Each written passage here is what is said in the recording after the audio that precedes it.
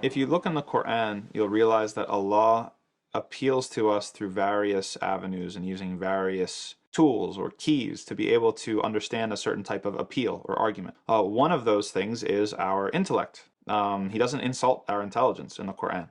He doesn't tell us in the Quran you just have to believe, don't ask questions. He actually says, like reflect, think, all these sorts of things. Use your intellect. But the signs that Allah subhanahu wa ta'ala draws our attention to and upon which he bids us to use our intellect are almost always related to the natural world, the way that Allah subhanahu wa ta'ala created it. He talks about the sun and the moon and the stars, talks about the heavens and the earth, he talks about the animals, talks about bees, the trees, the rain, fruit, and different grains and different things like that. And the arguments that he's making hinge upon these created things, right? He's using them as devices in order to prove certain metaphysical truths to us and relying upon our intelligence and logic to make the connections that he's making. Okay, well, people up until very recently in human history had intimate proximity to these sorts of things that Allah is referring to.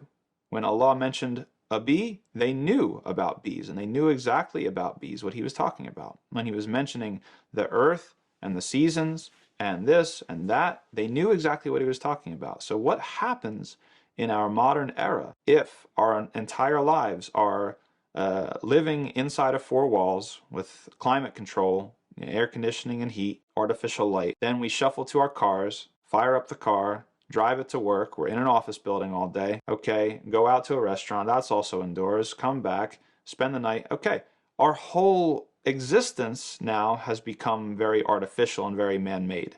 We're not rubbing our toes in the grass or in the dirt. Our feet are on the carpet and on the hardwood, right? Or on the vinyl tiles or whatever, right? We're not smelling the flowers and we're not hearing the breeze through the trees or the birds.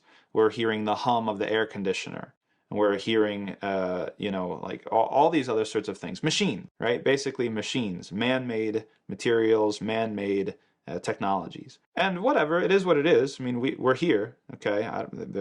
There's probably not any way to undo that, but there's a certain poverty that has come along with that and a certain deafness that I believe that people are subjected to. If Allah is arguing certain metaphysical truths and using these signs as proof, and as objects of reflection, what if those signs don't mean anything to us anymore? What if we can't comprehend what Allah means when he's talking about the bees or the trees or the earth? Doesn't that affect our ability to accept Allah's signs, or at least to realize the truths that he's trying to get us to see? So I'm a big advocate, and there's lots of studies that indicate how good it is for, I don't know, hormone levels and, kids and development, all these sorts of things. Those are worldly benefits, but I'm more interested in the metaphysical benefit, the spiritual benefit of putting yourself in nature as much as possible, refamiliarizing yourself with these signs that Allah talks about all the time, on basically every page of the Quran, to the point where when Allah brings it up, you know exactly what he's talking about. You can smell it. You can feel it, you can hear it, you can taste it. And I believe that if you get to that point, that the signs of Allah and Allah's arguments using those signs is going to be much more impactful and have a much more bigger and have a much larger impact on your spiritual development.